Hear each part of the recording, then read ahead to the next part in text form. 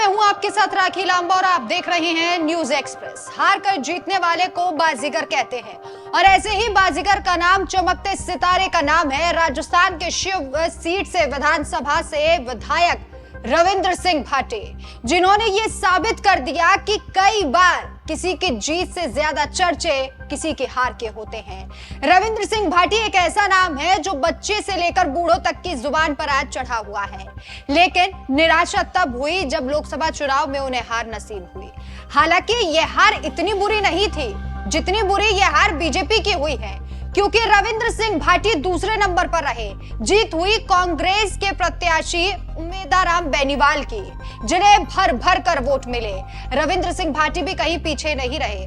करीब 1 लाख वोटों का अंतर रहा, जिससे रविंद्र सिंह भाटी हार गए और उमेदाराम बेनीवाल जीत गए। लेकिन उससे भी ज्यादा शर्म की बात तो ये रही कि बीजेपी तीसरे नंबर पर रही। जी हाँ, कैलाश चौधरी जो केंद्रीय मंत्री हैं, वो तीसरे नंबर पर रहे, जबकि बीजेपी का कहना था कि इस सीट पर जीत होगी।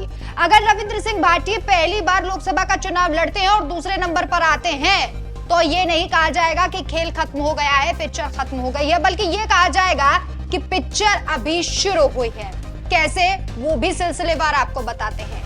रविंद्र सिंह भाटी की ये हार नहीं बल्कि उनकी जीत है, क्योंकि अगर रविंद्र सिंह भाटी आगे लोकसभा का चुनाव लड़ते हैं तो उनकी जीत पक्की मानी जाएगी, क्योंकि अभी अगर वो सिर्फ 1 लाख वोटों के अंतर से हारे हैं तो अगली बार हो सकता है बम्पर वोटों से जीत जाए। एक तरीके से रविंद्र सिंह भाटी ने अपने लिए एक पिच तैयार कर ली अगले लोकसभा चुनाव के लिए। और दूसरा, वो अभी शिव विधानसभा सीट से विधायक हैं, वहां के जनता के लोगों के दिलों में बसते हैं।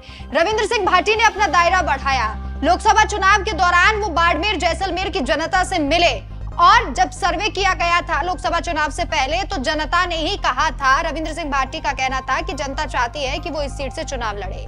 इस नजरिए से उन्होंने एक बड़ा वोट बैंक अपने साथ कर लिया है अगर अगली बार वो लोकसभा का चुनाव लड़ते हैं। दूसरी चीज ये है कि रविंद्र सिंह भाटी ने बहुत सारे लोगों का दिल तब जीत लिया जब उन्होंने हार का ठीकरा किसी और के ऊपर नहीं बल्कि अपने ऊपर ही फोड़ा। जी हाँ, रविंद्र सिंह भाटी कितने सरल व्यक्तित्व वाले व्यक्ति हैं, इंसान है कि उन्होंने हार का ठीकरा अपने सर फोड़ा और उन्होंने ये कहा कि कार्यकर्ताओं ने पूरी मेहनत की, हमारी टीम ने पूरी मेहनत की थी, लेकिन मुझ में ही कोई कमी रह गई थी, इसी वजह से हम ये चुनाव हार गए।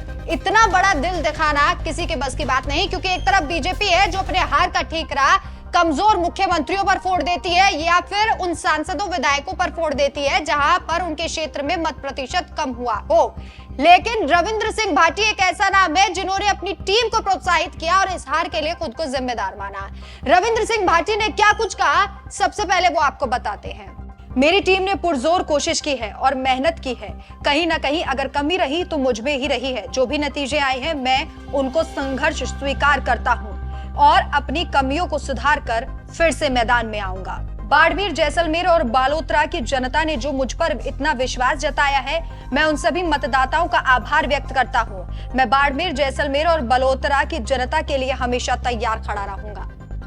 तो अगर आपने गौर से सुना हो तो रविंद्र सिंह भाटी ने कहा कि वो मैदान में फिर से आएंगे, यानी कि मंच से फिर से दहाड़ेंगे और बीजेपी और कांग्रेस की मुसीबत बढ़ाएंगे। साफ तौर पर यह कहा जा सकता है कि रविंद्र सिंह भाटी ने एक तरीके से संदेश दे दिया है कि वो अगले लोकसभा चुनाव में भी मैदान में उतरेंगे। अब ये बात बीजेपी और कांग्रेस दोनों के लिए दुविधा भरी हो सकती है, क्योंकि जिस रविंद्र सिंह भाटी ने पहली बार लोकसभा का चुनाव लड़ा और दूसरे स्थान पर रहे, वही बीजेपी तीसरे स्थान पर रही, जबकि कैलाश चौधरी को रविंद्र सिंह भाटी से कहीं ज्यादा राजनीति का अनुभव है, कहीं ज्यादा चुनावों का अनुभव है।